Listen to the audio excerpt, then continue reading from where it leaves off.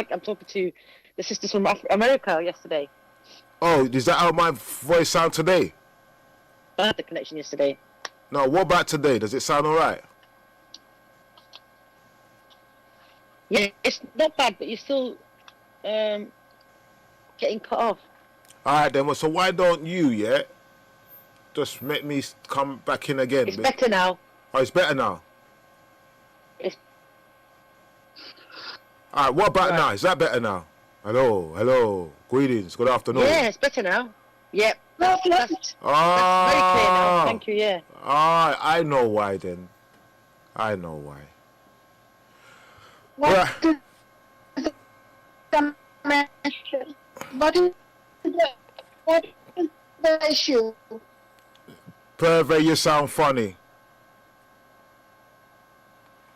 You know we got to sort this out. Yeah, we got to sort this out, because Purvi needs to sound a bit more manly.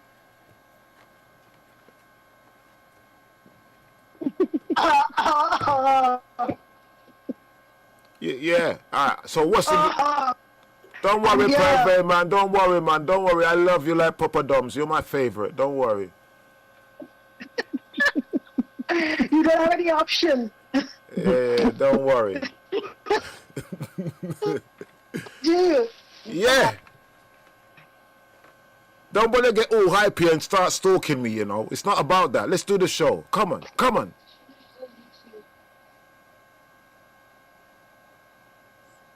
on, ladies. Hi.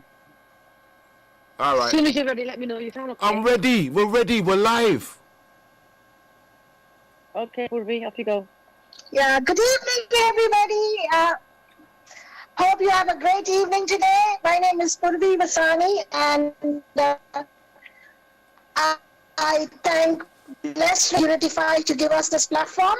Mm-hmm. And we will be talking. What happened, Les? Nothing happened, my dear. Is everything okay? Yeah, yes, let's go on talking. You just want to hear my voice. Just keep talking. Fine. So the studio number is 07944431366. Yeah. The number is 07944431366. Yeah. Yeah, if you have a number or call up this number so we can put the questions to our guest. Mm-hmm. So how are you, Oscar, today? On Bless Radio and hosting the Unityfi platform. Yeah, it's been a good day, but like I said, I'm a bit under the weather today. I'm not just feeling myself, and I'm hoping it's just change of weather that's making me feel like this. Yeah, the change of weather and change of environment, Oscar, isn't it? All the things are working on. It is affecting everybody. No. Affected soon. Ah. I'm quite happy with the lockdown. Oh yeah, you don't have to do your 10,000 steps a day. Exactly. But you know what? This lockdown has affected many people, mentally and physically. Yeah. And they are affecting it. And there is a research with mental health, you know, any form of mental health. That is the research is in that, you know. It's pretty dangerous. It's dangerous. Loneliness. And the sad thing is, the news on the top made it yesterday. Yeah, this is actually come in and say, oh my God, I told you so. The AstraZeneca. That's right, there you go. Now they're saying if it can actually form clots. I think. But it still outweighs the dangers. What? And the Europe people, everyone in Europe is saying they're not going to use it. UK is saying it's fine to use it. But I know some people AstraZeneca, and they're okay, but now they're all panicking. Just don't know what to do. Yeah, because he's going to have his job to do, and he's so to get AstraZeneca. Oh. Yeah. Not the Pfizer And one. he wants- Okay. the Pfizer one. He wants AstraZeneca. My God. There you go. There you go. Where are you going? Up, down, left, and right. You just don't know where you're going. I know. I know. Because anyways, this virus is so new to everybody. They are all experimenting, isn't it? Yeah, but They're still, it's all a bit scary experimenting. because so many people have had the happy to take it because it's it's in UK, and then you've got the Pfizer one, and so who have taken the Pfizer one, they're happy, saying, "Oh, brilliant." And on the news, they're saying it could be dangerous. So you really, it's not really helping. Is it? And this kind of news are not really helping people because they're already negative. It happened today with me. I heard on news today, one of my relatives got the vaccine back home in India and now has been tested positive for coronavirus. And I was to hear and learn that, but because they shared their picture of having a vaccine on our WhatsApp group, and I told my parents that they definitely had a vaccine, didn't they? They said yes. But Well, there you go. that vaccine should prevent it. Why is it coming up? Why did they get it? No wonder. Then you wonder why people are not happy to go and take a vaccination. It's not as easy, People are not determined to go ahead and take this because they're not happy. They don't know what's going on. There's information out there. You get negative, positive, and then you mix the negative, positive into one little ball, and then you just don't know what you do with this. It's so sad and it's so upsetting at times. You don't know where you stand with this. I would not expect anybody to get a COVID. Not short COVID, not long COVID. Because I was just saying, Monday, they came up of effects of long COVID, and you can be in long COVID for more than a year. Well, yeah, the effects, what you mean, the after effects. Your internal system, it breaks down your internal system. That affects you on all levels. I've got a friend of mine, she's still not recovered. It's been, I think, 2-3 months now. And it's quite, but she still gets something. She actually gets ill again. And then I have another friend who had a test done, a COVID-19 test. Then she said, okay, I'm going to get another test done, and it's to come out negative. Her son came out positive, and then she got a message saying, you're positive. Oh my God. So she's saying, what is going on over here? So there's two dilemmas over here for you. You just don't know. There's not one answer. I agree. We really don't know what's going on.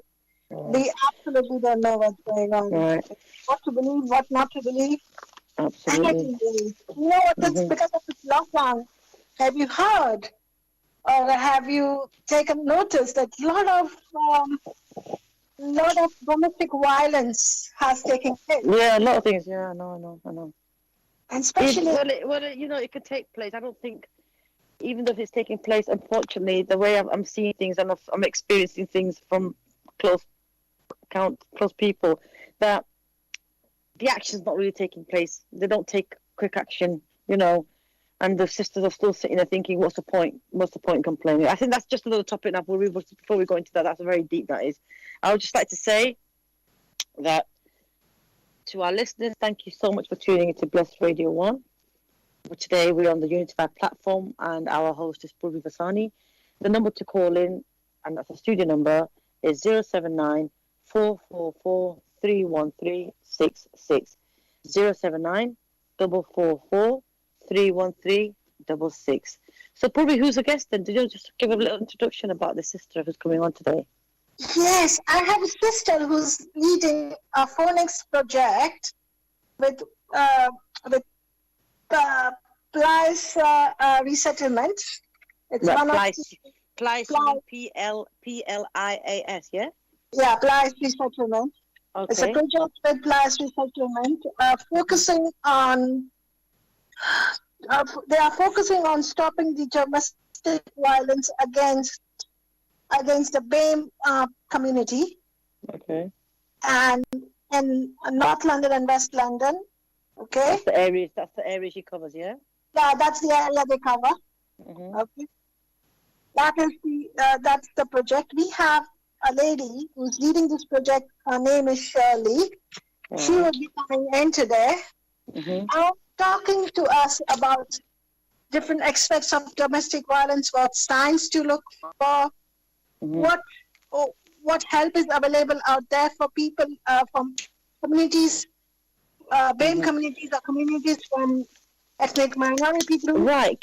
Okay, brilliant. That sounds really great, because I did look into this sister's background. Now, I do know she actually was previously, which we'll ask her when she comes on today, she actually has dealt with people in prison as well, ex-offenders, and people and help them help that community as well.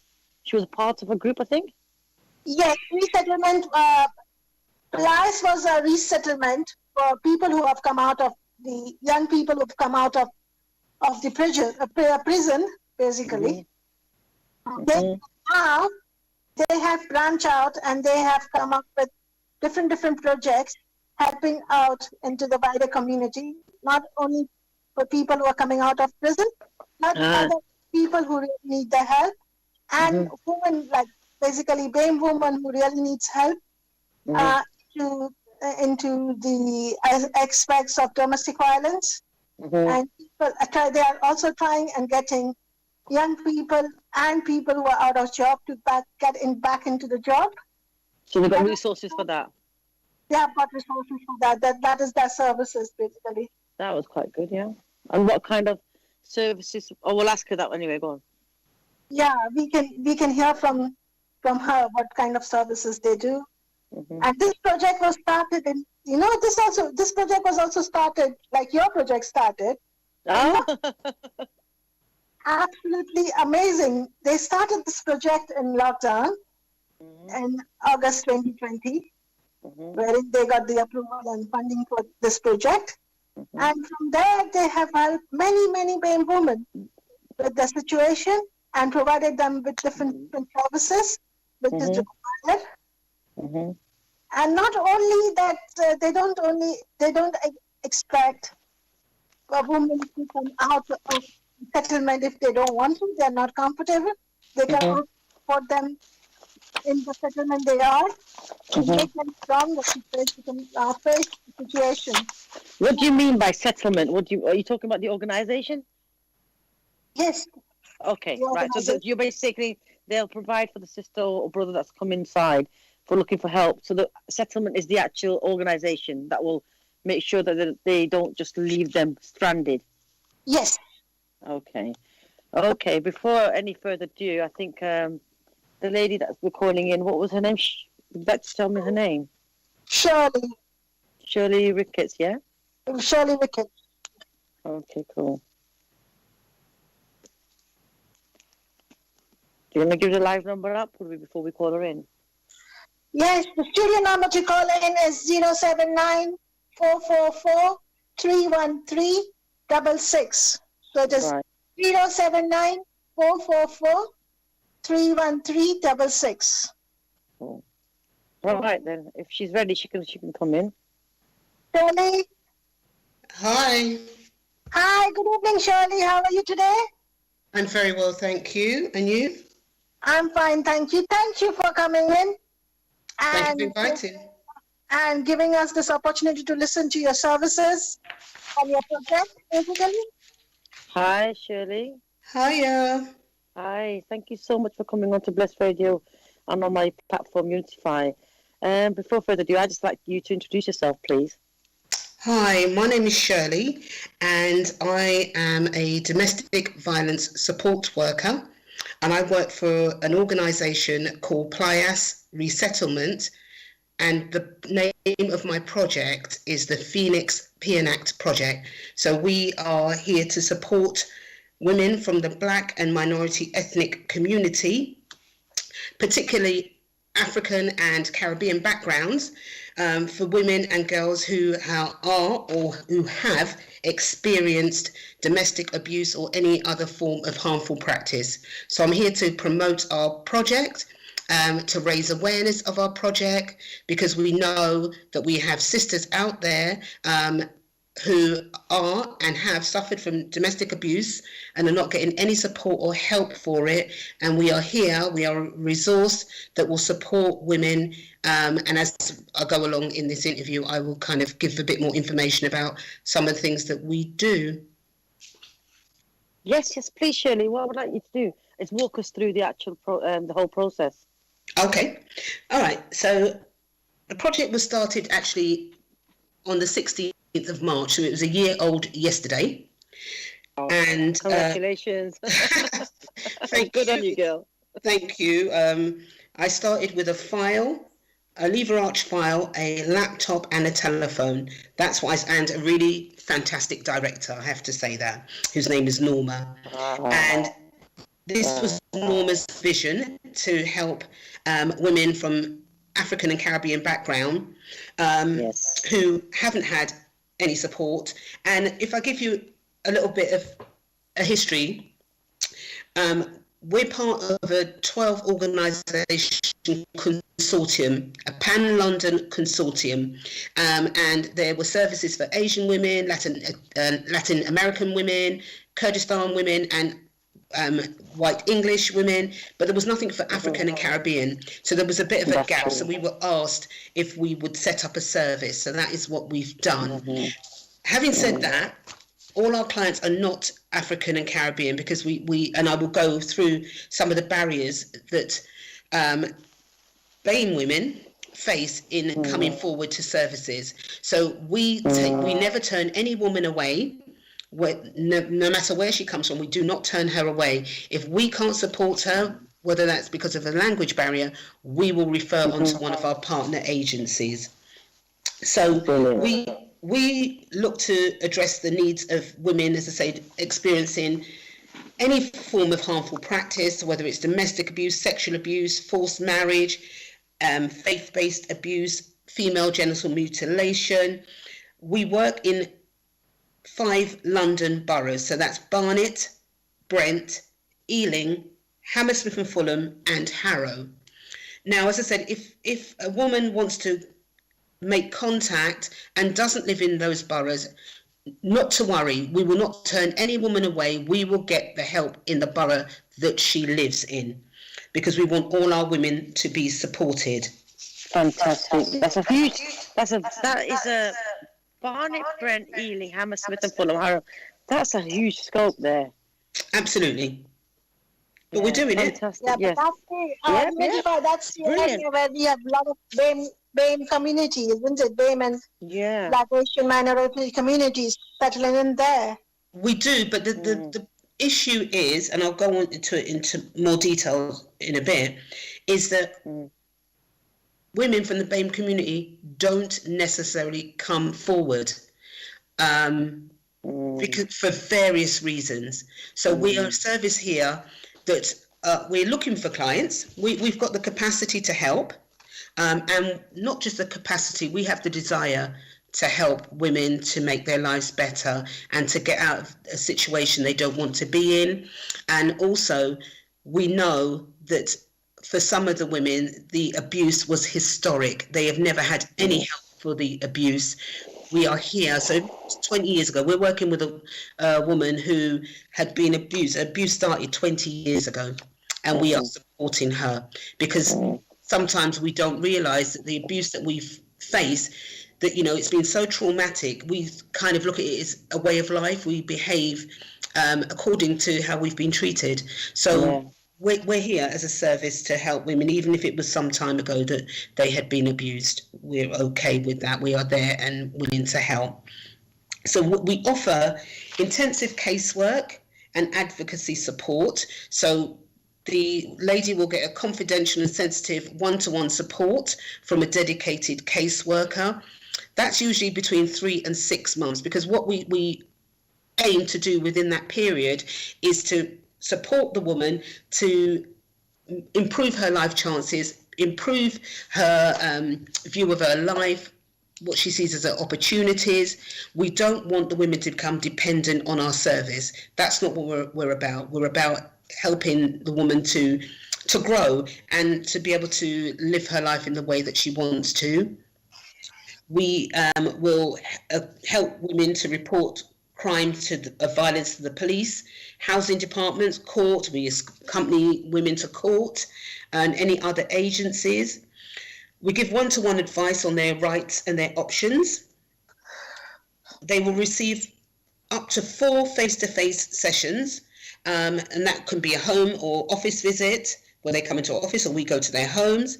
We can meet them in the community when things are up and running, or we can do it via Zoom or just telephone, and that depends on their needs. If it's a real complex case, we can do more face-to-face sessions, and then after that we tend to do work by telephone. We'll make contact with the client on a weekly or fortnightly basis. Each session will last normally up to an hour, but this could be longer depending on the situation. If we've got to go to court, we could be there all day with the client. If needs be, we'll complete an assessment form to determine how safe the client feels, and if we need to then escalate the situation to the police, to social care, whoever, we will do so with the we'll let the lady know that this is what we're doing and what the reason why we're doing it. So we'll look at what their support needs are, where they want to go within their life. So it could be they want to find a job because they've been dependent on their ex-partner for money and now they want to find a job. Within Plias, we have colleagues who help clients find work, so we can refer to them. Or we have recently we were lucky to get some money, and we have put on a employability course. So it's been running for 4 months now. So the women have done things like job search, CV writing, application writing, interview preparation, confidence building, motivation, goal setting, and one of the most important sessions was self-promotion, because when you've been told that you're nothing or you've been abused, you start to believe that you can't do things. So going for a job and trying to promote yourself is very difficult. So we asked for that to be put in within the course that we were running. So the women had to talk about things they were proud of that they'd done. And for women who had been abused and traumatized, just to hear them talk about the good things that they've done and remembering the things that they've accomplished was really, really great. So when we get funding, we put on other things for our clients. We'll look at an action plan to determine where they want to go, what and who will carry out what tasks. We also run a support group. Because of COVID, we kind of scaled that back. We were having face-to-face support groups. But one of the challenges that we've been having during the lockdown is keeping the women strong. We've done a lot of work with them, and now they're on lockdown. I was going to say, sorry, I'm just going to interrupt you there, Shirley. Yes. I was actually going to say the actual point you just made. During lockdown, as you know, the DV has risen maximum. How are you managing to liaise with these sisters, even if they're on their own or with an abusive partner? How are you actually keeping them safe? We are keeping them safe by keeping in regular contact with them. Right. We have let them know that we are here for them if they need it. Right. If they are living with the abuser, and I have got about 3 clients who are living with the abuser, they make contact with me. I might just send them a text and say, "Are you okay?" They will then say yes. And when it's convenient to speak, they let me know when they can speak. Right.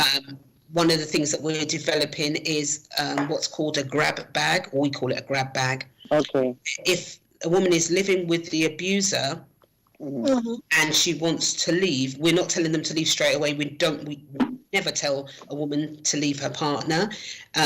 We never tell them to leave straight away. We look at safety planning. How will it be safe to leave? We also, as I said, we're developing a grab bag where we will give, it's a black holdall, so-called rucksack is the word, it's got a change of clothes in there, it's got small samples of toiletry, just something where they can hide it with a neighbour, they can hide it behind the bin. It's black, it's inconspicuous. So if they do need to leave, the bag is packed, they can then just pick up their important documents, passport, driver's license, things like that, and they can leave safely. So we kind of look at contingency plans for the women. Okay, but do you also provide housing for them if they decide to leave? No, we don't. What we do is that we will support them to contact the housing department of their borough, and they have the responsibility to help them with their housing. We are, just to say, we are a small charity. Yeah, I know you just started, Shirley. You're doing so well, honestly. I'm absolutely so happy to have met you through Purvi, and I'm just hoping that this will be just not our first, but many meetings to come. Just let's jump on the second question. This is a question that actually come in. This is one of the questions. Hello, ladies. Hi, Bless. Can I just give the lady her question, please, before I forget? No, but they've got a caller on the line. Yeah, no, just hold on. Let me just do the question. This lady has just texted saying, why is it that the women have to run away? Why is it not possible for the guy to leave the house? Why does she, if she wants to stay there and not move, but she wants him out, what can she do?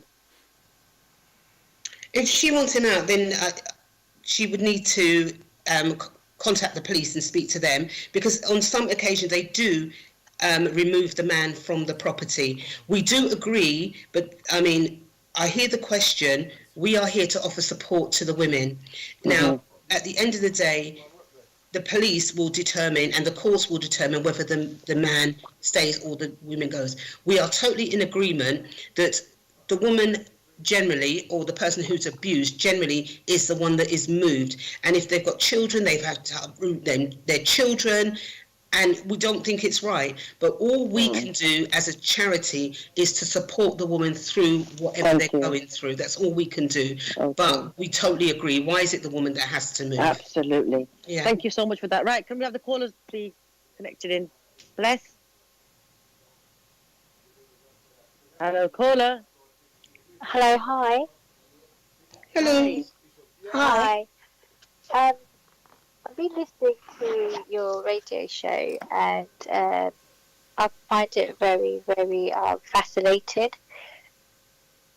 because I went through domestic violence quite a few years ago, and to be honest, I didn't have the support network that I needed at the time.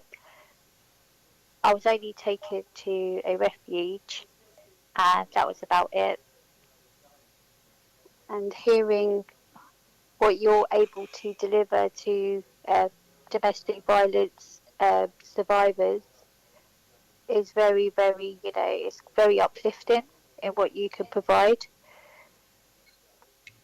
I just wanted to ask one question, because obviously you do actually, in the certain areas that you do you cover like outside any other areas at all, or is it just solely those areas you mentioned? Do you mean in London? Yeah. We only cover the 5 boroughs that I mentioned, but we're part of a consortium of other agencies. There's 12 of us, and so we have got London on lock. We have got agencies that cover every single London borough. So my organisation, my charity, only covers 5, but the other organisations will cover one of the other London boroughs. So if you need support, we can find an organisation that can help you. As Shirley mentioned in her talk when she started, that they will never turn away any ladies or anybody who needs help. They will never turn away them. They will point them in the right direction and support them. The only reason as well is that because obviously I have a great strength in, helping these women domestic violence survivors, because I've been through it and I went through it for quite a number of years. So I have great passion for that. And, I'm wanting to, organise, something for that. I mean, would you collaborate with any other organisations at all, or would you just be yourself? we would always look to work with other organisations. As I said, we're part of a consortium, so we already do that. So we're always open to working with other organisations because we can always learn from other people. We've got things that we can teach other organisations, and there's always strength in numbers. So we are always happy to collaborate with other organisations, because the agenda that we work to is ending violence against girls and women. So it might be very topical in the news now because of Sarah Everard, God rest her soul. But this is something that our consortium has been working towards for years. It's not something that's new. We have been working to end violence towards women and girls for years. So we're always looking to collaborate and join forces. The reason why that I say that is because the time that I was suffering from domestic violence and being in the Asian community, it was so difficult for me to come out of there. Mm-hmm. I can well understand and imagine that. The only aid that I had was women's aid, which were really good. I mean, to be honest with you, if it wasn't for the police officer that attended that evening, I don't think I would have got. I don't think I would have been here today. So the thing is that even though I went into a refuge, I was there for a year. And listen to how you say like your self-esteem goes down, because it does, and you feel like so unwanted. But now, like listening to you, it's very uplifting on the services that you can provide for women, psychologically, because even being in domestic violence, whether it's physical or mentally, it does affect you in all sorts of ways, and it did for me. But I had to seek my own counselling. I had to do everything all by myself, which was a lot harder for me to actually do, and to try and even doing my own accommodation. I mean, the refuge did try as much as they could, but I just felt like I was there to fend on my own, and I had I had children as well, so it was very difficult for me.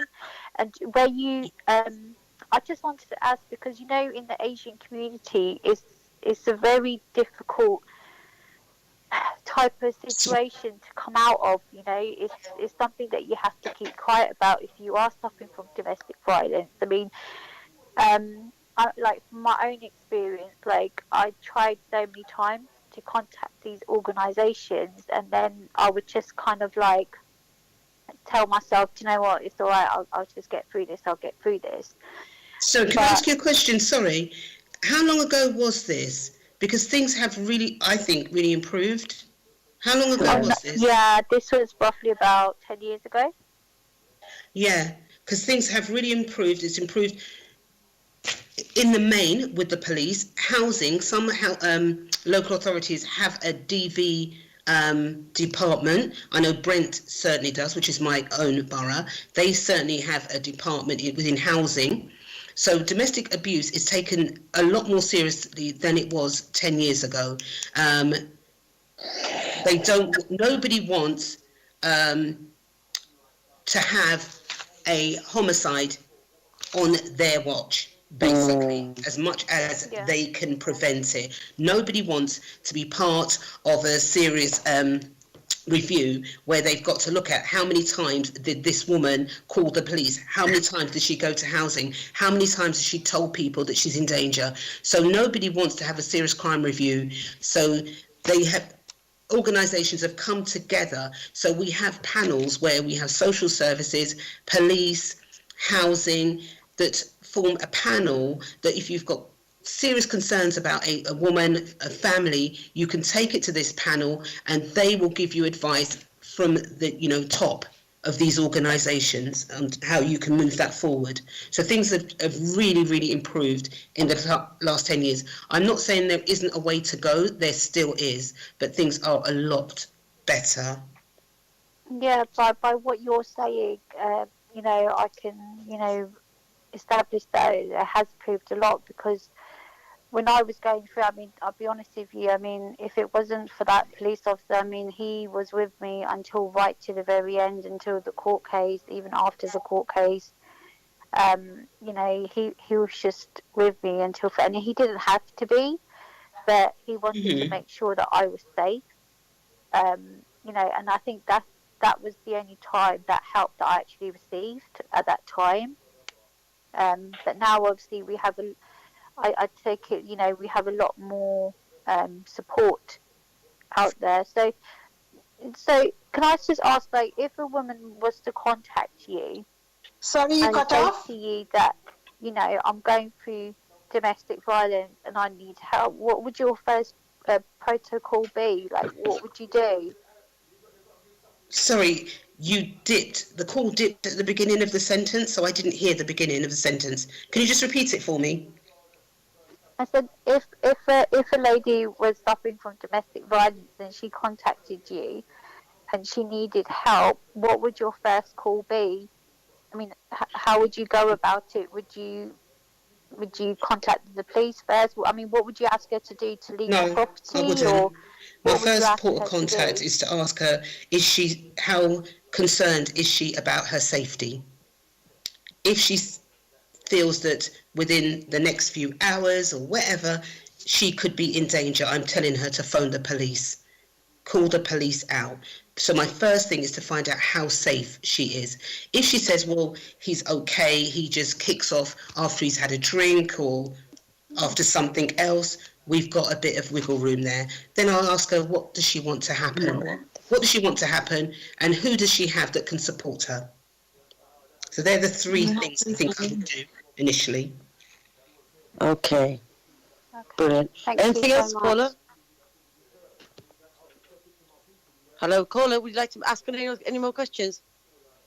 No, that's fine. I think we lost the caller. Really good. Okay. I'm just really happy Right. with her.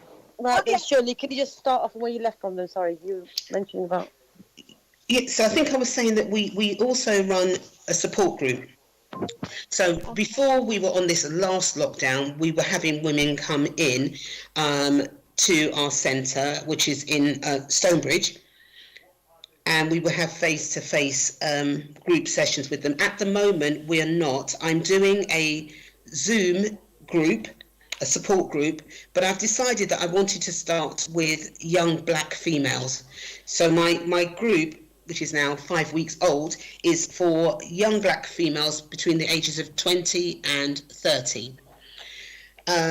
We talk about all different things. Tonight we're talking about, and I've got a session after this, as you're aware, we're talking about red flags in relationships, because we see things, but sometimes we ignore them. So we're talking about that. My plan is probably around June to start a generic support group for any woman that wants to come to the support group. We've done things like meditation. We did things like affirmation. So it's about looking after yourself, making sure that you're okay, building up your self-esteem, self-confidence, self-worth. They're the sort of things that we work on in our support group, and having fun. We have a laugh, we enjoy ourselves, because sometimes when you have been traumatized or you've coming out of an abusive relationship, you forget that you can laugh, you forget that there's some great things in life. And I try to remind the women that there are some wonderful things in life. We can have a laugh. And the thing that I kind of really try to do for our women is I hold the hope for them. Sometimes they don't have that. They can't see that life can get any better. And I can tell them it can, because I've had, and I think I've said that to you, I've had personal experience of it, and I'm a living testament that life can get better. Yeah. Hi, Purvi. How you doing? Hi. But I'm not going to interfere. I'm fine. Right, I'd like to say something to Sky, who just called in. Right, Sky, could you call back the studio, please, so I can have a quick Bless word? your cut off. Okay, Sky, the caller that just called in, the lady caller. Yeah. Can Sky, can you call back the studio, please? Because I tried to get something to her towards the end, but I wasn't in the studio. So Sky, can you please call the studio back, please? And ladies, thank you for what you're doing, because I know that it's needed now. It's needed that the ladies them get some help and get some support. I can't see the system doing very much for the women that's being abused at the moment from where I stand. So I'm glad that you are all coming together on this Unityfi platform with Bless to make a difference and to give the ladies support. Thank you, ladies. That's all I've got to say.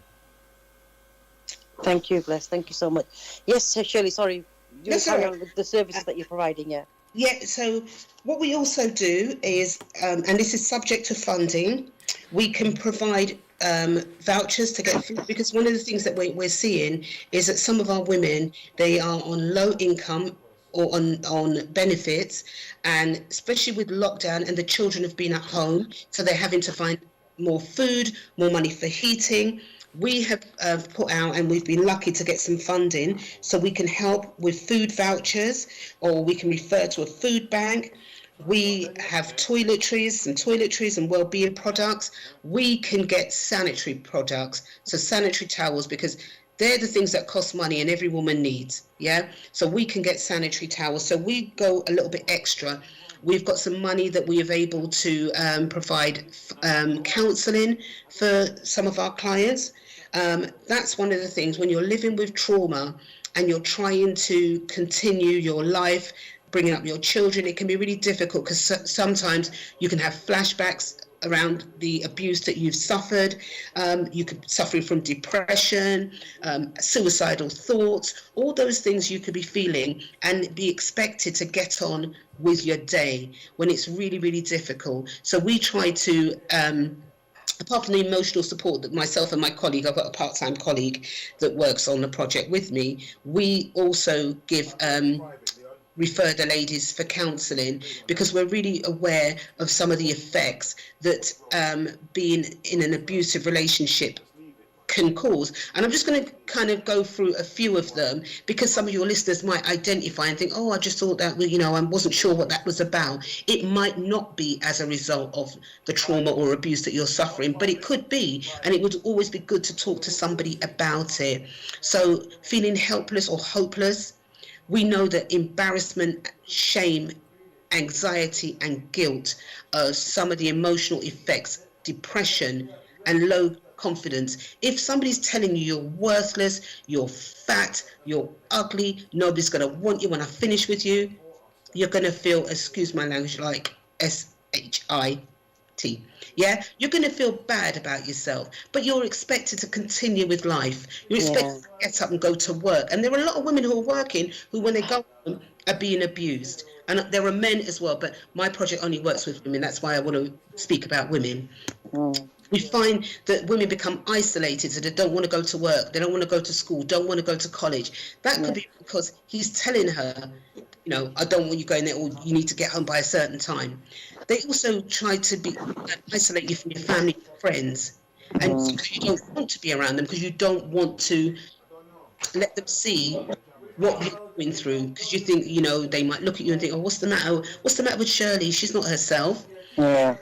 The negative expectation of future relationships, because of what we go through, you know, in terms of the trauma and the abuse, we might expect that other relationships are like that. And I will always tell ladies, not all men are like the pig that did what he did to you.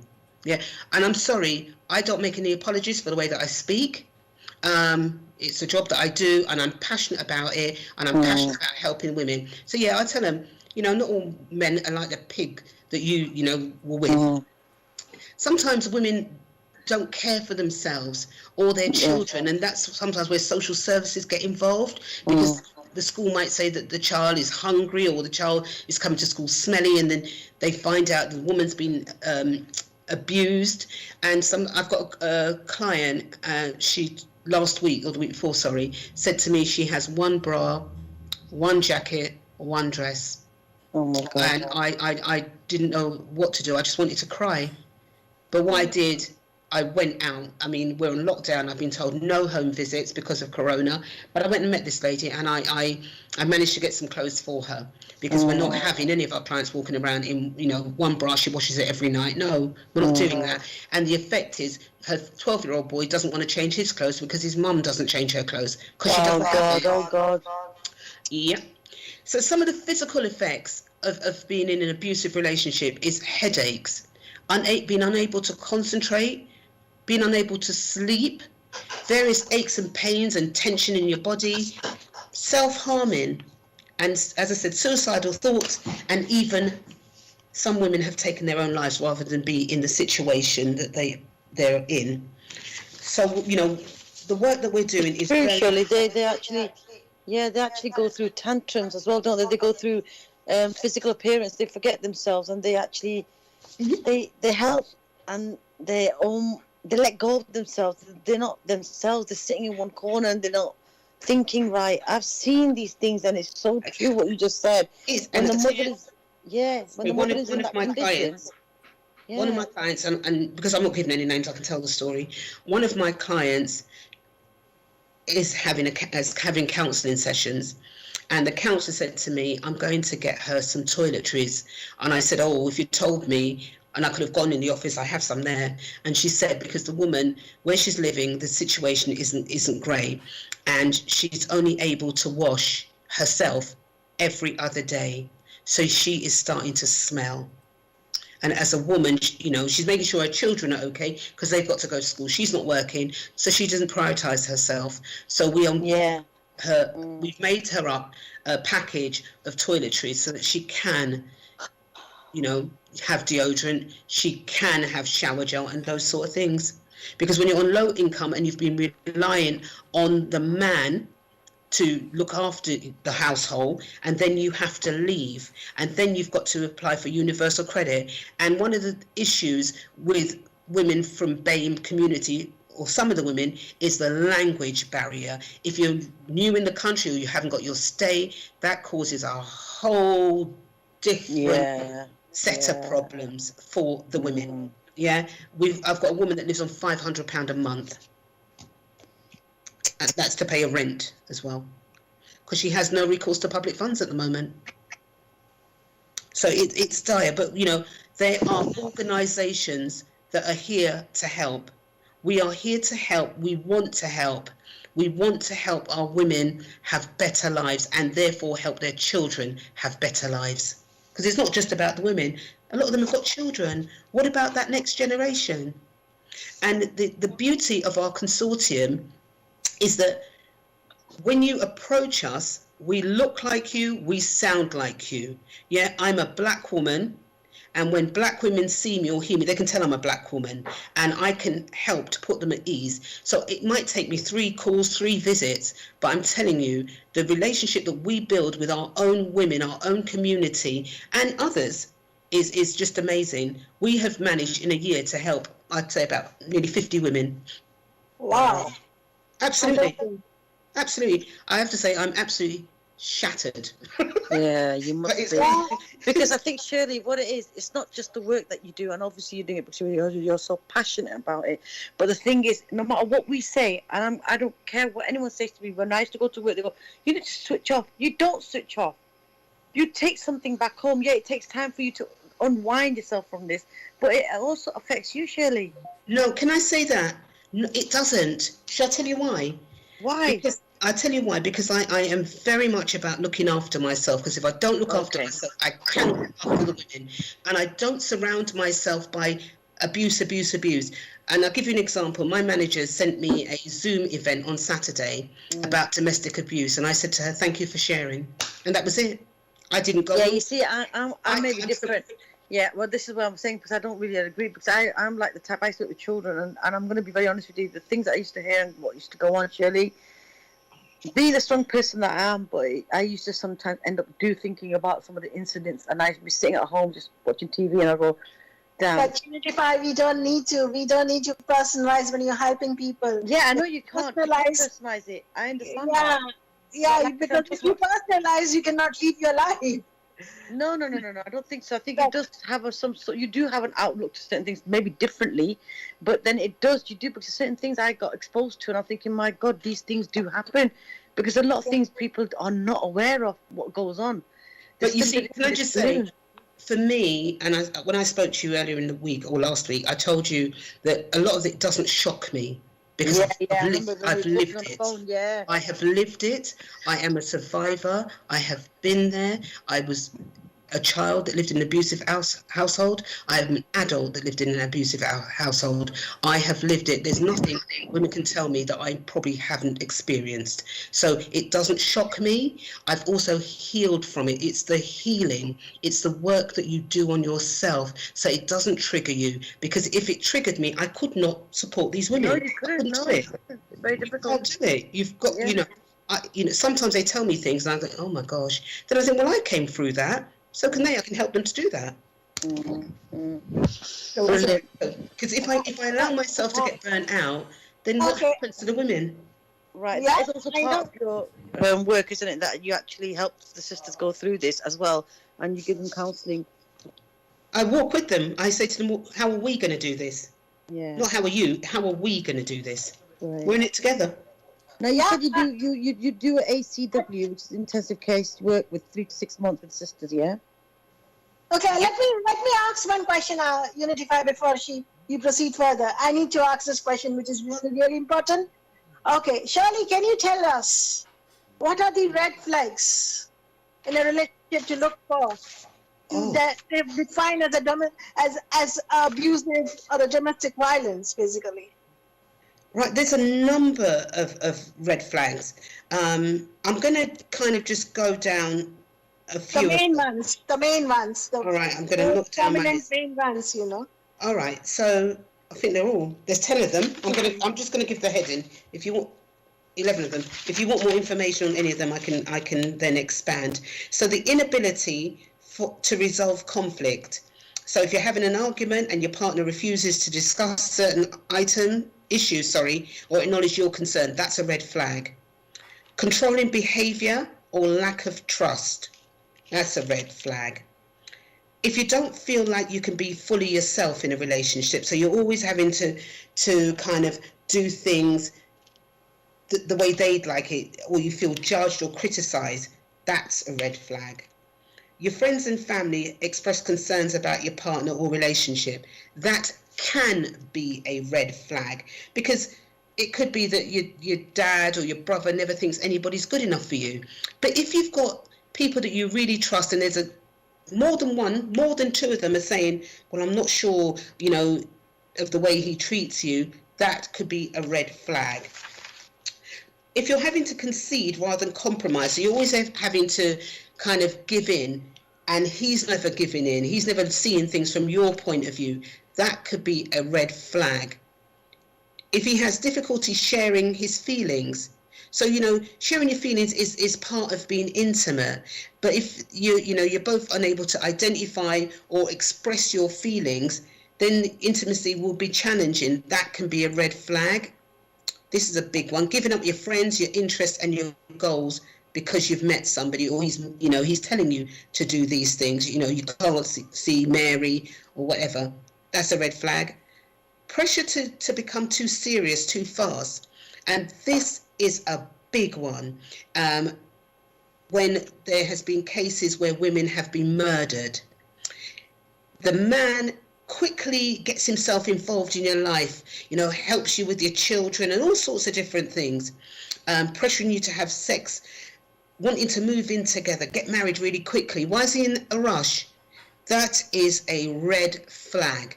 If they want to get too serious too quick and you then can't get them to see it from your point of view, let's just slow down a bit. If they breach your trust or they lie, that can be a red flag. If they see things, like they're flirting or they've been unfaithful, but they kind of minimize it, that's a red flag. Because, trust and breaches of trust is really important. Financial abuse is a red flag. So if they're asking, one of my friends said to me, if a man asks to borrow money from you, tell him to get lost, because he shouldn't be borrowing money from you. Because and what happens to some women, a man might say to the woman, can you just pay this bill for me? And they give you the money. So they might, for whatever reason, they can't get to their bank or some silly reason. So can you pay my mobile for me? And it's £70, and they give you the £70. Then they come again with something else and they give you the money. 3 or 4 times they do it. They're buying your trust. The next time they do it, they'll give you the money, tomorrow, and then you've got a problem with them getting your money back. That is a red flag. He should be financial, especially if he's an older man, he should be financially independent. He shouldn't be looking to you for finances or to finance his lifestyle. And if you've got symptoms, your body tells you if things are okay. Listen to your inner voice. If it doesn't feel right, it probably isn't right for you. So don't go with it. Stick to your guns and follow what your body is telling you, because it tells us, it never lets us down. We just choose not to listen. We choose not to take notice of these red flags. We think we can change men. We think, the first time and he says sorry. Because abusers tend to be very charming, very persuasive. So, I'm sorry, it never happened again. Then it happens again. I'm sorry, it never happens again. And it gets worse and worse and worse. So it's like a vicious circle, isn't it, Shirley? Absolutely. Absolutely. But the thing is, we see it. We see those red flags, but we choose, for whatever reason, not to act upon them. And so it tends to be at our peril, to be quite honest. It's only going to get worse. It's never going to get any better. It never is. It's usually fear, isn't it, Shirley? Absolutely. And also, I think sometimes not thinking that we're worthy, not thinking that we're worth, what he's doing is okay, because we might have grown up seeing that. And if, that's something you've grown up seeing, it's your norm. Yeah, and sometimes when other people are telling you that's not normal, you think, well, yeah, it is. And you think that's all you're worth. You're not. You're not. And that's one of the things we do, and we try very hard to do, is to build women's self-worth up, so they can see that you don't have to accept that. And because that's happened to you in the past, that doesn't have to be your future. So there's some of the red flags. Well said. Well said. So, as I said, we primarily work with African and Caribbean women, but we will never turn any woman away. And we are continuously learning. We're continuously developing. We are listening to our clients, what they would like from us, what they wouldn't like. And an example of that is when we were first giving out food vouchers, we were getting them from one of our directors, who's a man, no offence, and he was buying Tesco vouchers, and the women were saying, we don't want Tesco vouchers, we want somewhere where we can get more for the money, because Tesco's is quite expensive. So we now give them vouchers where they can go to Iceland so they can get more for their money, because we're a small charity, so we don't have an endless pool of money, so we would like the money to stretch. And I think before you introduced me, because I was listening, my organisation, Plias, we do work with ex-offenders. That is how the organisation was started. But now we work with non-offenders trying to help people get back into work. But we also work with ex-offenders as well. So they were the ones that wanted the Tesco vouchers, the men who were ex-offenders. But the women who've got children, I'm not saying the men don't have children, but a lot of the men were single, but the women with children wanted the money to go a bit further. So whilst we can, we will give out vouchers for food. We've got a small budget, and we are helping to pay a contribution to women's electricity and gas. We are looking at, one of the things we've mentioned before is that when women are being abused, they don't necessarily think of themselves first. So we are looking at ways that we can, even if we could, my idea was to buy them underwear. Because I think as women, when you've got nice underwear on, you feel good. But that was a bit too personal, trying to get different sizes. So what we're doing, we're going to give all of our clients a voucher that they can go and buy something of their choice for themselves. We have bought school uniform for children. I'm trying to think of all the things we've done. We've bought school uniform for children. When we've had money, we have given laptops to women, so they're able to, especially in lockdown where people have been cut off, they're able to communicate with others. We've given a laptop to a lady who's from Nigeria and hadn't seen her family for ages. I have another client who was is from Sri Lanka, and she lives with her husband, who is the abuser, and he had cut her off from seeing her family, or speaking to her family, sorry. And he told her mum and dad that they had to come through his phone. And then he stopped them totally. So when I started working with her, it was 13 months since she'd spoken to her mum and dad. Wow. 13 months. I was not having a bar of it. So I went to the shop and bought her a international calling card. And I scratched it off and I sent her a picture and said, when your husband's out, go and phone your mum and dad. And that is what she did. And her dad actually collapsed when she spoke to him, because he never thought he'd speak to her again. So they're the little things that we do. To us, they're little, but to our clients, they are great. They are great things. And if we can keep doing it, that's what we keep doing. Okay. So the question I want to ask, if they see the red flags, what should they do first thing? The first thing they should do is, I would say, talk to somebody who they trust. Because sometimes a red flag might be a question. It could be a one-off. Some of them, I'm not saying all of them, but some of them might be a one-off. So if they've got someone that they trust, say, Johnny did this, what do you think? Speak to Johnny about it. I'm calling him Johnny because I don't have another name. Speak to Johnny. I noticed when you did that, that's how that made me feel. And I think probably I would say that's the first thing. If he hasn't hit her, say, Johnny, when I noticed this about you, just want to have a talk to you about it. And dependent on what his reaction is, he might say, I didn't even realize I was doing that. I'm sorry. And have a discussion. He might say, I don't care. Whoa, that's a total different reaction. So how's he going to react to anything else? But the red flag would not be the first time that a woman or a man, if he's in an abusive relationship, would have seen the red flag. It's not the first time. Yes. It so isn't the first time. You would have seen things and not felt comfortable. Women that have children have gone into other relationships. Their children might have told them things about this man that they're now in a relationship with, and they're kind of dismissing it. Yes, I remember clearly that one of my friends was going into a new relationship, and I turned around and asked him. I told her very clearly that if you want to go, I'm there to support you into the new relationship, but you have to promise me that you will listen to me when I talk. Mm-hmm.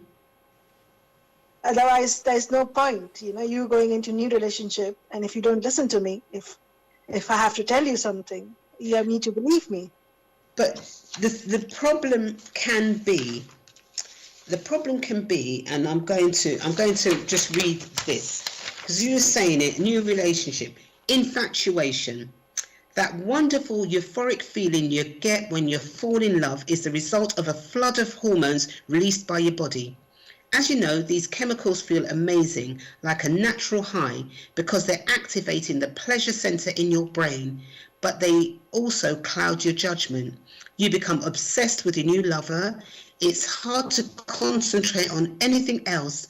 You want to spend every minute together, and it feels right to run off to Vegas and marry someone you just met a month ago. These powerful chemicals create an intense attraction that's hard to resist, and they help to bond you to a new partner. They make you feel so good, connected and loved that it's hard to see red flags or that your partner has any flaw at all. This is what we're dealing with. So you can meet somebody and it's a chemical reaction in your brain. Yeah. So you don't necessarily, it makes it hard to see the red flags. But I think with anything, education and awareness is the key. If you're aware that this could be what's going on in your body, that you're in this loved bubble, and that he's doing things and you're not actually picking them up, or he could be doing things you're not actually picking up. If you know that is where you're at, it might be a bit easier. And if you speak to someone who you trust, who could say, well, Mary or Shirley, hold on a minute, he's moving a bit too fast. You've only been with him a month and he wants to move into your house. Maybe, where was he living before? So that voice of reason is something that we need sometimes. But sometimes we are in it. Our women are in it. They didn't see the red flags. They are now in the situation and they don't know how to get out of it. We are here to help. And can I just say, just give some of the reasons why women from the BAME community don't contact services. So I just want your listeners to know, we know why you won't contact services, yeah? And it's okay. But we want you to contact services. So some of the women don't recognise that the treatment they receive is abusive. It could be traditional, so it's within their culture. It could be because they feel that they're being loved, or it happens to other people, like their friends. It could be that their fear of reprisal from their church, their community, their family members, or their abuser. So if they report the abuse and they were in the church, and maybe their partner was quite well respected in the church, they might feel that the church might ostracize them. They can't, that's their place they like to go, and they can't go. Often we're brought up to keep our business private. Growing up, my mum told me, don't take your business out a road, don't tell nobody. So whether it was good or bad, you're told not to tell anybody about what goes on at home. Spiritual beliefs often discourage divorce. So if you're in the church or you're religious, your pastor, your imam, or whoever it might be, tells you, the Bible tells you, they say that you shouldn't divorce. So that would encourage people to stay in an abusive relationship. You're told to forgive. Women feel there's no protection from the police, and that could be because of racism. So they don't want to report to the police, you know. And one of the things that really got me is that Sarah Everard went missing. She was killed by a police officer, and it's been all over the news. But there's a young lady in December drowned in East Sussex, Blessing, and I can't remember her surname. Yes. And you've not heard anything. Not heard anything. We don't get the same coverage. We don't get the same consideration. So women won't come forward, won't report to the police because of racism. They fear their children will be taken away if they report that they're being abused. Language barrier and immigration status, or lack of immigration status, as I mentioned before, is a massive barrier to women reporting. Lack of money, I mentioned that before, not having your own finances, but there is help. You have no recourse to their organisation that can help you for up to 3 months while you get your benefits and things sorted. Nowhere to go. Yes, you do. You might feel that you don't. There are organisations that we can help get you into refuges safely, because we know within the first 6 months of a woman leaving a violent relationship, that is when she is most at risk of being seriously harmed. Another barrier... Sorry, go on. No, sorry, please go on. Yeah, another barrier is the dehumanisation of black women. Black women have been seen over and over as sexual objects, you know, because we've got, you know, we're quite voluptuous, they say, you know, they portray us as that all we do is dress scantily. So if that's how we think we're being seen, it's hard to go out there and say, well, I have been abused, I have been sexually assaulted, because people sometimes feel that that's, you know, you brought it on yourself. We feel invisible. Women of colour feel invisible, and I say they have no one to turn to. For black women, there's this thing about the strong black women syndrome, that we're brought up to be strong, we don't feel no pain, we can cope with everything and anything. So nobody really hears us when we talk about the issues. And the last couple is not wanting to report a black man to the police for fear of what could happen to him. So we don't want to, you know, even though we know they're wrong, we don't want to give them up to the police. And I'm sure other cultures, with Asian, don't want to do the same, because we don't know what's going to happen to them. So as much as what we want is for the violence to stop, the abuse to stop, we don't want them beaten up and, you know, killed or whatever by the police. And the last one is services can be hard to access because of language barrier, and that the women cannot identify with the staff at the service. And that's why we have created these services that will overcome that difficulty, because they will see women that look like them, that will speak their language, and that's what we do in our consortium. Right, Shirley, before I forget. Now, there's one issue that you mentioned that you actually deal with some ladies and sisters that are actually living with the abuser. Now, if they don't want to leave, as long as you know it's not very dangerous and you know it's not something you need to go out and take the poor sister out. So, do you log in their complaints? So you're constantly logging in their incidents and building up their profile for them? We can do. I'm on these particular cases, I'm not, but I have got cases where I am, because what you can do third-party online reporting to the police if the women are too scared to report to the police. So you build up their case, because in order to get a non-molestation order, there's got to be evidence that there has been issues reported. And if the woman is too frightened to report it, then a third party can report it on their behalf. So yes, I do. For some cases. Okay, brilliant. Yeah, thank you. On the other cases, the men are kind of a bit quiet now because the police have been round to see. In one particular case, he would beat the woman up and then he would hit himself or do something to himself, and then he called her and say it was her. Yes. And she's been arrested a couple of times. Yeah. But when the police bothered to speak to the children said, no, it's not our mum, it's our dad. Yeah. And so he then got arrested. And because he's been arrested, he's kind of quieting himself down a little bit, but he's still abusing her financially. Emotionally, yeah. Yeah, and he goes off. He's got another house somewhere, so he goes off and lives in their part of the week and leaves her with £20 and 2 children. This woman's having to walk for like an hour to take her daughter to school and an hour back. Yeah. So we've given her Oyster cards just to help her. So they abuse in a different way if they're being called out by the police. They'll be a bit more subtle, but we're know, as long as we can keep in contact with that woman, we are on it and doing what we can do.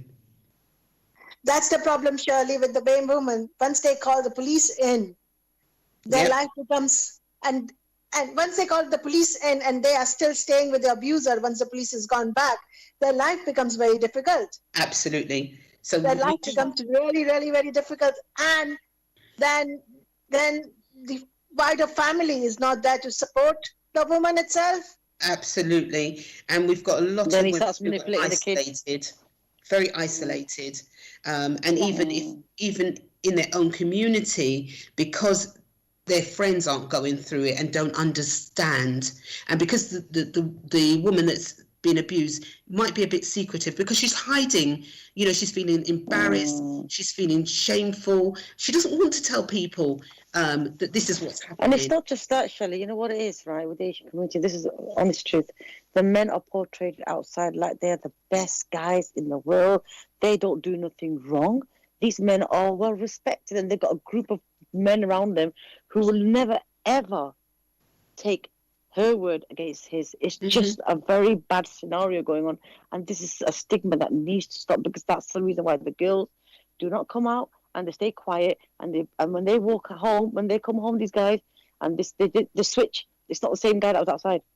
Yeah, I mean, all we can do is let them know that the service is there. I mean, for the women that are still with the abusers, we try to leave them in a position where it's not volatile, because we can't, as I said at the beginning, we're a small charity, we cannot hold on to these cases forever. But what we do, we let the ladies know that we are there. We're just a phone call away, because sometimes things are quiet. They might be quiet for 2 or 3 months, and then something happens, and then he starts kicking off again. We are still there. Right. You can come back, but in the interim, we won't be calling you every week, because we have got other women that your situation is stable. So whilst it's stable, we'll be in the background. If you need us, just let us know. Right, I know you've got a few minutes. I know you've got a Zoom session. No, just 1 minute, yeah. I just have one more question before things go further. What advice you would give a woman who's come from foreign countries, like abroad, from like India, Africa, Caribbean women, they have come into this country, they are facing abuse, but they don't know where to go. What advice would you give them? The advice I would give them is to make contact with my service, with Women's Aid, if they feel they want to go to the police, any of those, because if they don't know Women's Aid is a national charity, and they run the domestic violence helpline. So if they contact them, they can help them. I've given you my number. If they want to call my service, we can help them, and we can point. If we can't help them, we can point them in the right. No, I say point, but that isn't what I will do. We don't point them anywhere. We will make that call for them. If they've called us and it's not a service that we can't help them for whatever reason, or they prefer to go to a service that is more culturally specific to them, we will make that phone. We will not direct them. We will make that phone call, and we will give their details to a worker who will then make contact with them. Yeah, I love the way you say that. We will do it. Because you're in it together. That's how you do it. Absolutely. You're holding hands with these sisters, and you're not letting go. Listen, Shirley, I do know you've got a Zoom, but before you go, I would like you to actually tell everyone about your service once more time. And I also realised that you kept saying it's a small charity. If people, can they actually donate to your charity? Yes, they can. Right. Can you please mention about this, please? Okay. So I work for, as I said, an organisation called PLIAS, PLIAS, Resettlement. And my project is the Phoenix Peonact Project. And say we work across 5 London boroughs: Barnet, Brent, Ealing, Hammersmith, Fulham, and Harrow. That's just the boroughs that we were given. But like I keep saying, we will not leave any woman unsupported. I was speaking to a woman a few weeks ago in Enfield. Not my borough, but that doesn't matter to me. Just checking that she was okay and what was going on, and if there was any additional support that I could give her. My telephone number is 07494091586, and I'll repeat that: 07494091586. And my email address is Shirley, SHIRLEY. I'm spelling it slowly just in case people want to write it down. Ricketts, RICKETT for Tommy, S for sugar, at Plias, P for Peter, LIAS for sugar, .co.uk. If you don't want to call me, if you want to text, the woman wants to text, if she wants to WhatsApp me, email me, whatever, all we want is for the woman to reach out, and we will try, we will work to try and help make life better for them. And how can people donate? On our website, on the Plias Resettlement website, there's a tab that says donate. Brilliant. So you can donate that way. And we always need funds so that we can keep our wonderful work going, that we can help more young women and girls. Because we're not only just working with women, we're working with girls. One of the things, when the world is a better place, we're going to go into schools, and we're trying to do some preventative work. We don't want our girls to go through, what some of us as older women have gone through. Yeah. So young ladies who are just starting out in life, dating abuse, thinking that that's okay. No, it's not okay. That he wants you're out with your friends, he wants you to keep taking pictures so he can see where you are, who you're with, what you're wearing, telling you what you can wear, what you can't wear. So we're doing preventative work as well. So that's what we do. Okay. Wow, that was very, very informative. I'm absolutely so glad to have you on, Shirley, because I know you've got a Zoom meeting. And are you on IG as well, on Twitter, Shirley? The organisation is on Twitter. I'm not. I'm a bit of a dinosaur, I'm afraid. But Plias, we have got a Twitter account. I will take all the information from you and put it on the IG, and I'll pass it on to my Bliss Radio as well, so we can actually put you on there as well. And that'd be really anything else? Yes, definitely. You're doing a great job. I mean, what can I say? We're all women. We've all been through something of some sort. And like one of the callers said, she goes, it would have been so good if we had some things placed for her. So this is what you're doing now. You're going to make sure that these things are tackled. And can I just say, one of the most important thing, we work without judgment. Yes, yes. I had a woman that said to me, Shirley, I slept with him again. And I said, so what? You've got needs? Exactly. You've got needs. We understand the cycle of abuse. We understand it. We know that you get weak, especially in this lockdown. You need a bit of affection. He comes and talks sweetness, brings some shopping round, all them kind of things. We know how it go, And so without judgment, you slept with him again. Hope you enjoyed it. So what are you going to do now? How are we going to get back on your path to leaving him permanently so that he doesn't get back in your head, so he doesn't get back in your bed? So we work on a level like that, keeping it real. You understand? Fantastic. Yes, babe, you just brilliant. Thank you so much. Bless. You're would you like to say welcome. anything before she leaves? Bless. Right. I don't think he's there. Shirley, absolutely fantastic. And we'll make sure that, we spread the word about your organisation. Yes, definitely. And once again, thank you so much for coming on, and keep up the good work, darling. You're just doing great. Absolutely great. Thank you, and thank you for having me on your show. Thank you, Anytime. Purvi, for the connection. Really appreciated. Thank you so much. You're welcome, my darling. Thank you so much. Thank you very much to come on the show, and looking forward to work with you in future. Thank you. Likewise. Take care and keep safe, everybody. Bye. Bye. Bye. Wow. Amazing. Yeah. Such an Absolutely. informative session. Yeah. I've just got one or two texts coming in. One of the girls just texted me. She goes, I haven't got the energy, or she said I couldn't get myself to pick up the phone and talk to her. But the things that she was saying, she goes, it's actually, she's sitting there. She goes, I'm shedding a few tears. Yes. And see, that's what she said, and how she's actually broken it down into, and she doesn't judge, and the flag. When she was mentioning about certain things you need to watch out for. And then she also mentioned just before she left what she just said, so what, you slept with him. So what, he brought you some stuff from the shop to eat or drink. So what, because that's exactly what they do. Yeah. That's exactly what they do.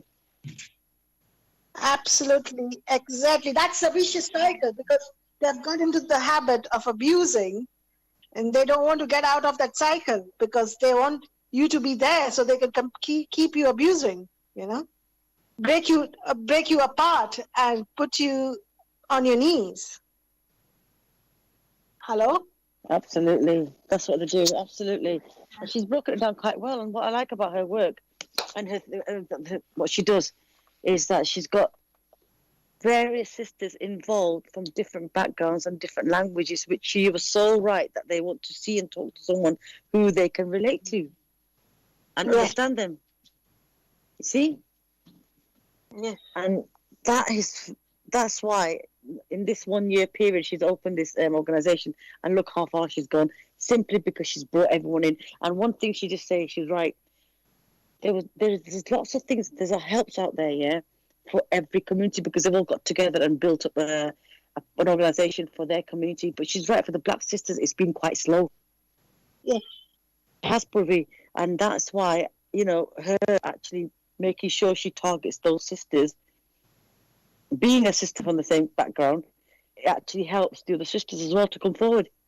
Because she understands the culture more than you. No matter what we say, okay, we're all one. Yes, we are all one. But the way she will see it and understand it is from different the way we will understand it.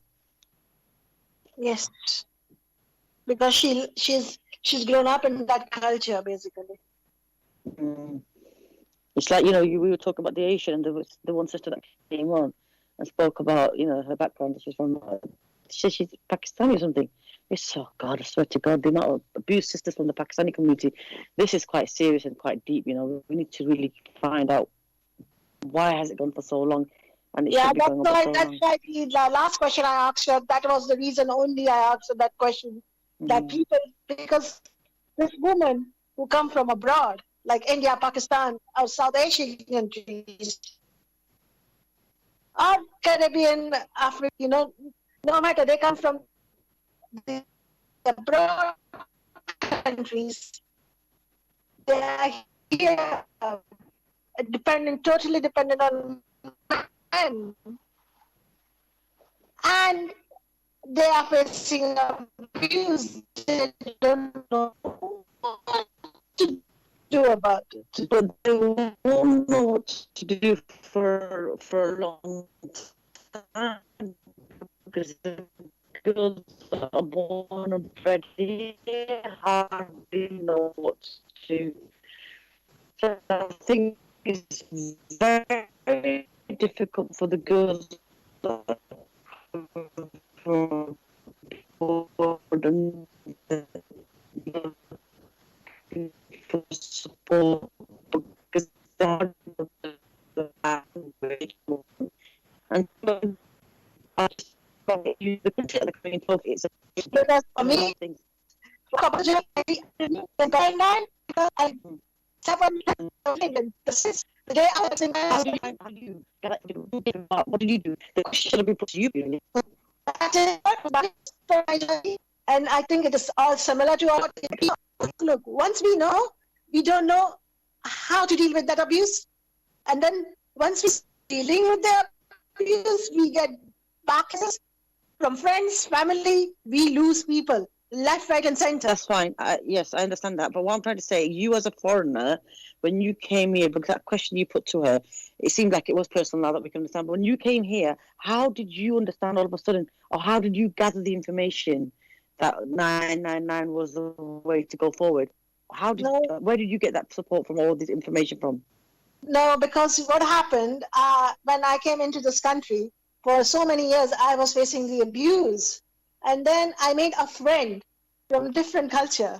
Yeah, she was Philippines. She came from Philippines. Right.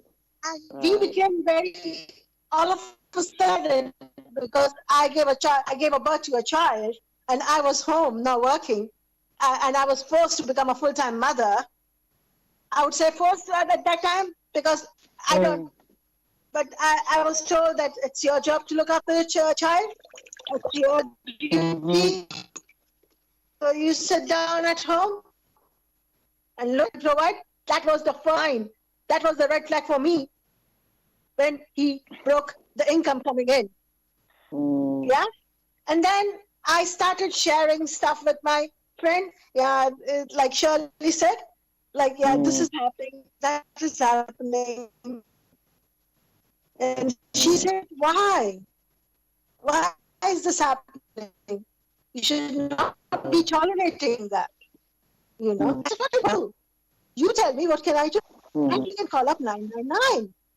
You can call up, once I started calling 999, police came a couple of times to my house, and then one of the police officers advised me, why don't you call up domestic violence helpline and go into refuge, There are people out there to help you out.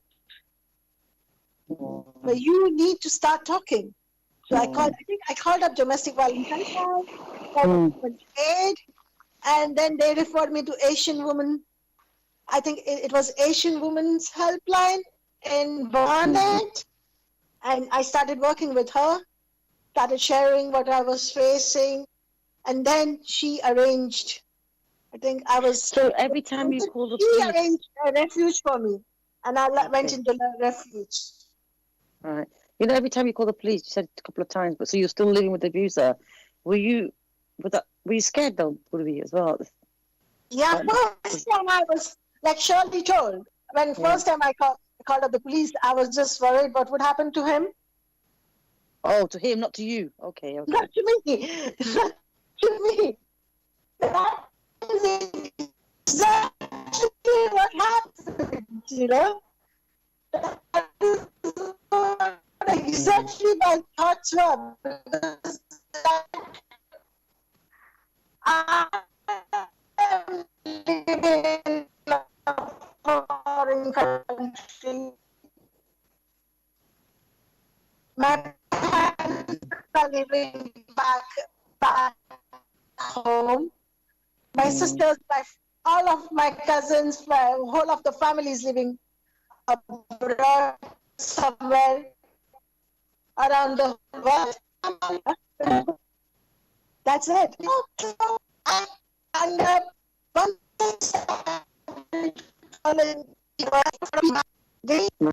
people would start judge you, start put you in that boxes, and not see you as a human being, as a woman yourself. So we need to, and other thing I would really advise other women who are facing the domestic, start believing in yourself, start taking actions when you have to take action. The sooner you come out of it, the damage is less. Otherwise, it is more damaging because it will break your confidence, it will break your self-esteem, and to then recover from it, you have to go to the trauma clinic to overcome your trauma. So that would be a lot of work to be done. So I would, my advice would be to sooner you come out of it, sooner you get that strength, better it is. And but like you said, it's taking the first step, and sooner lots of girls just don't take them out of it. Yeah, because once you start, I've just seen one thing in my life. I've got in my life, I've come this crossword, and I had a choice to live with him, where I would be getting house, the facilities, or lose. And there was another option that I leave him all alone and rebuild my life. And I choose the second option because I thought that is the best option for me. If I live in that abusive relationship, I would lose my mind, and that would affect my next generation, that would affect my kids, And as a parent, I have got a responsibility to raise up a fine kid, giving him a better life, better understanding. I don't want this vicious cycle to continue. What has happened to me because the child would just learn and see that is the way it is. It should be. It is there, and this is the way it works. So it's okay. No, I never wanted to go into that thing, that vicious cycle, basically. So that's my story, Oscar. Mm. I'm Unityfi. Aye, Unityfi. Well, go on. Yes, my dear. I'd like to say to the listeners that are locked on, if they need any more information or any support in what they're going through, they can contact Unityfi on Unityfi platform. Yeah, you can find out on the Facebook and the Instagram and WhatsApp most probably. And Twitter. And Twitter. Or you can leave a message on Bless on the phone number 079 444 31366. The show, what we've done today, is also up on YouTube, Bless Radio 1, the number 1. And I would ask the listeners to share it. To share it with your friends, to share it with people that to let them know that there's an awareness, not even awareness, there's a movement. We're coming together. Yes. This is a movement. This platform is not like your regular platform where, we're going to come and give you advice. Yeah. We're actually taking a stand now, because all man, every man come from a woman, straight up. So you got to respect where you come from, who you come from, what you come from. Respect due to that first. A lot of guys are doing certain things because they're copying what daddy done, or they just haven't learnt the respect that they have to give women. But respect is balanced. The man is not more than woman, and woman is not more than man. We are equal. A man cannot give birth to a child. He hasn't got that capability. You know what I mean? So he has to give that respect due to that woman, to all women. You know, so this is what we are. So the platform's there. If you need any advice or you'd like to contact Unityfi, you can always leave her a message on the studio line, and we will forward the message to her. And if you do need any help or support, we've got a lovely team. We've got counsellors, we've got solicitors, we've got everybody on board that will give you the support you need. The NHS and the government is out there doing what they're doing, but we need to do it for ourselves, because we are the one that's going through this, not them. Yeah. You're the one that's going through it. So the best people to talk to is people that's going through that's been through what you've been through. These are the experts. You know, not somebody sitting down there with a pen and, oh, I've got a degree and I'm a counsellor and I've got this. They're all good. They all got their role to play. But the person with the biggest role is the people that has actually experienced themselves, like Unityfi, Purvi, my wonderful Papa Dom, and and all the listeners, yeah. So that's what it is. We're a family. So be a part of the Unityfi and Blessed family. Yeah, it's not just a radio station or a chat show. We are a family. We're So here to support you. yeah, so be a part of the family. Just say, I'm gonna actually say something today, yeah, go on. and I keep saying this on my radio station on when we're on. I just want to set the world to understand and listen to what I'm going to say today. I want you to know, Bless, right, is an absolutely wonderful man. I'm not just saying this because I want to be on Bless Radio. I don't think so. I think so. He's a lovely man. He's a great man, and he is one of the strongest men and brothers, a brother we have got right now. And can you believe it? There's an army of women here, and Bless is the main man. And that just shows the difference this man has made in our lives. He's like a magnet. He's like a magnet, Purvi. It's like we're all running to him, and we're just connected to him because the respect and love this man gives us, and unconditional love, and non-judgmental. He's just been there for every single sister that's been on Unityfi and out of Unityfi. Yes. I just want to give a big shout out to you, Bless. Honestly, I have a lot of respect for you. Yeah, Thank you so much. Thank you, sister. I got a lot of respect for you. But as I say, I give all respect to the Most High, the Creator, which you call God. Absolutely. Or Allah. God works through all of us, but are we willing to let God into our hearts to do the work? And some men ain't. And I decided, you know, I've had my time, I've done my wrongs.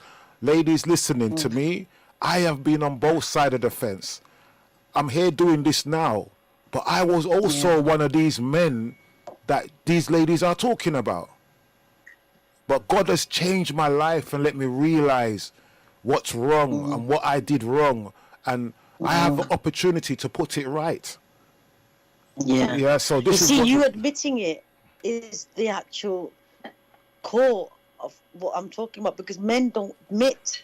Lots of people find it hard to say, yeah, I did this wrong. You see, you say it and then you say, I'm changed and I'm making sure that this doesn't happen again. Yes. To no woman. No woman. And a man can't tell me anything because I've been on your side of the fence, bro. And and when I'm looking back at it, there ain't no excuse. Yeah. We don't have no excuse. We do not have no right to put our hand on any woman. And that's what the man them's got to realize. We're wrong. We're wrong. Well, good to hear you say this. You understand? Yeah. So we have to admit that first. Yes. You know? And then we can start from there to heal. Because we do need healing. Yeah. Some of us are hurt. Yeah. Some of us are from childhood where we've been neglected. There's a lot of reasons behind the background. But once we've got a woman that God has blessed us with, this woman, you never, ever put your hands on her. Never, ever do that. Never do that. So the man them who's a little, you know, I will tell you why. If you want, you can call in and we can discuss the thing. You can say, oh, she moans and she this and she that. But we do things that they don't like too. But they don't say nothing. They put up with it. We now retaliate. They don't retaliate. They put up with it because they love us. They're showing us love and we can't even see it. Yeah. Because look what she said, right? One of the girls, and it's true, I'll tell you the truth, Bess. Most of the women, right? And it's from your community and mine, we don't want the men to be going to jail because, tell you why? Because we know we know they're going to be treated badly because of their colour and their skin and the culture that they're coming from. So they tolerate it. Well, you know what, I might as well just leave or get out and not get them in more worse trouble just for that reason. Now, they don't see that. Well, yeah, they don't see that, but a one don't have to go to jail to find out the wrongs he's done. In your lifetime, my brother, you have the chance that you've been crying out for to put it right. You don't understand why you do what you're doing. Now is your chance to understand why you do what you do. This is the chance you got now. You always say, hear them, oh, I'm sorry, I'm so sorry. And then they do it again. Yeah. Right? It's Sorry, sorry. Don't, your mouth, your lip thing don't work. Your talk don't work. I want to see your actions. By your fruits, we will know you. By your works and your fruits and your deeds, not by the words you say. I'll leave it at that. No, thank you so much. And I hope people listening to this, it's a strong message coming from a man. And, yeah, man. The man them nice for fix up. Time for fix up. Enough is enough. Fix up and respect your woman that brings your child. Yes. Yeah. I'm getting a little bit emotional now. Just respect the woman. Yeah, they have to respect the woman. Some women are not proper. Some man them ain't. We all got our faults, and some man them end up with some wrong women. Some man end up with women that they don't love them. Deep down, they don't love them. Of course, we admit the fact there are some women out there. She's your wife. But if you're gonna look at the, you know, she's your wife, and once you've accepted her as your wife, you've made an agreement between you, her, and God, not man. So you go and tell God that you don't love her when you promised God that you would look after her in your wedding vows. Yes. And so you're lying to God. Remember that, my friend. Judgment. I can't agree with you more. Yes. Judgment for them. Judgment for them. How can you promise God that you will look after her and honor her, and as soon as you walk away, you start abusing her? You think God don't see this? You think Allah don't see this? You go on. You're going to get a beating if you don't fix up. So now you still time to change. Now you have a chance. Take it, my friend, before it's too late. Simple things. Yes, absolutely. Thank you for that. And let's also, to the viewers and listeners out there, please check out Shirley Ricketts and her Phoenix Project and PILAS, which is PLIAS. Go on the website, and yes, please go and donate. As she said, she just started her organization. It's still in baby form, so let's go and support the sister out there. She's not just dealing with one sister, she's dealing with many sisters, and she needs all the support we can give her. So please give a big shout out to sister and check her website out. We will do that. What we can do, we can put it on the website, innit? Yeah, we are, babes. I'm going to give it to you. I'm going to send you all the stuff. She is one sister that I'm going to definitely, we need to be behind her, and for all the hard work that she's doing. Because I know how bad it's affecting women out there. Okay. Like you said, it needs to stop now. It needs to stop. No, it's going to stop. We are going to stop it. We're going to stop it. We, this army, this family that we're building, is going to stop it. Yeah. And if the man them don't, if the man them don't listen, make them go on. If they don't listen, they're gonna be on their own, making their own food, washing their own clothes, cleaning up and doing everything by going shopping. I could see them lining up in Tesco's and don't even know what to buy. That's what's gonna happen to you. Yeah. You know? The worst thing is they're gonna be lonely. That's what it's gonna be. For some reason, I see women are quite strong. They're quite comfortable in their own with their own self. Men, I've seen them. They don't like to be alone.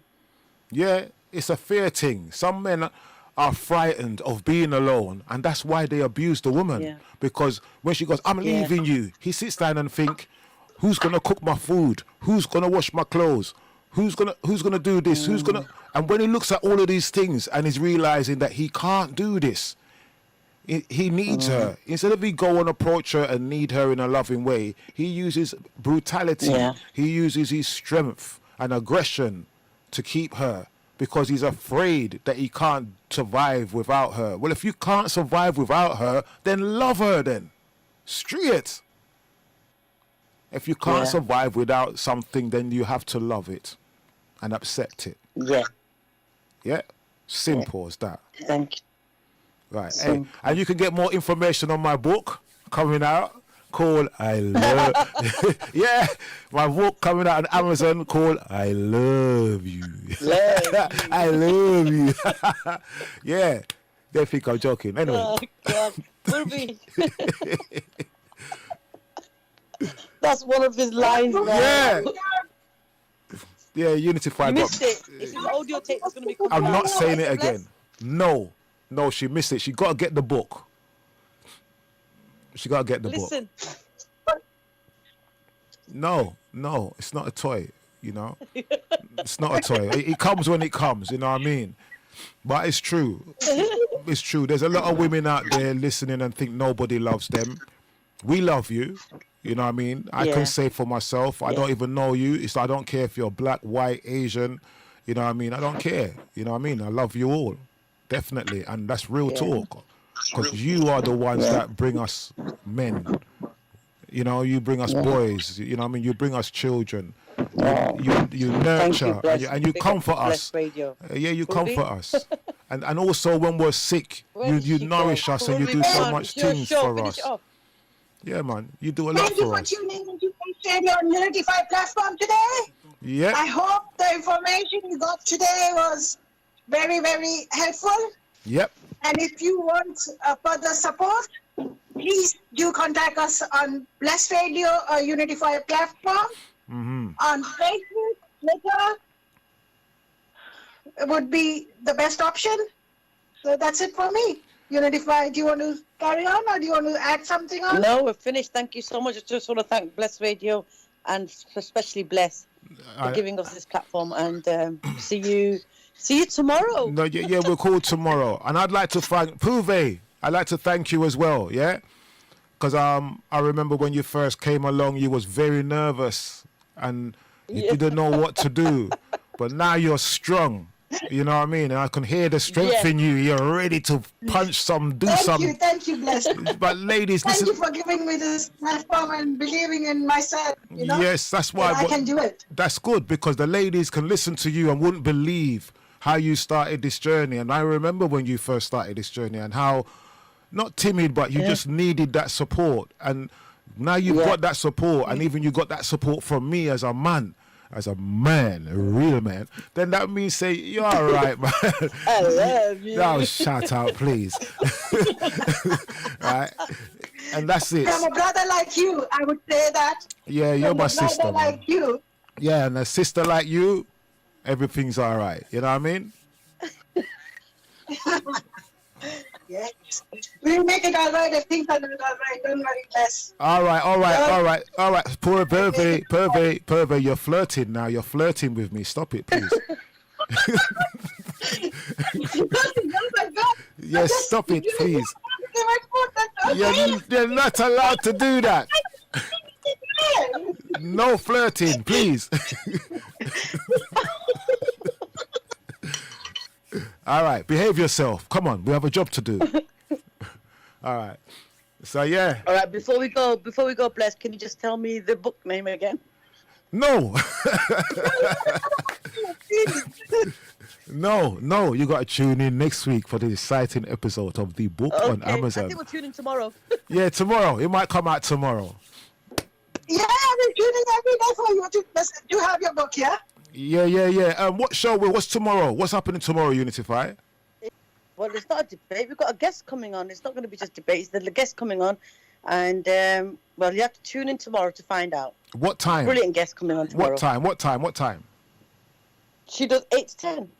Yeah, I know that, but the listeners don't know. Duh. Listeners, I love you. We're 8 to 10. They should know by now. Tuesdays, Wednesdays, Thursdays, and we're on Bless Radio, a Unified platform. On Thursdays, 8 to 10. Okay. All right. So that's it. Stay blessed, people. And more strength, more power with love. And when you do rise up Amen. and you come out of this thing, don't use it as a weapon to fight against man. We're not doing this to, use it as a weapon to fight against man. No. We're using it as a tool to change and empower all of us. Yeah? All Amen. right. Amen to that. All right. Adios, amigo. All right, you stay. Bye. All right, cool, bless. Next coming up is the Dogon family. And they're going to be giving you a little of some serious history and some knowledge. Oh, they're going to drop some knowledge to you. Boy, you're going to get some knowledge. Right, so they're coming up next. And a little bit of African knowledge mixed with the European knowledge. And they're going to go way back. And it's not going to be like a black-white thing. It's just going to be knowledge. You understand? All right. So that's it. I'm going to play a tune. And hopefully... we can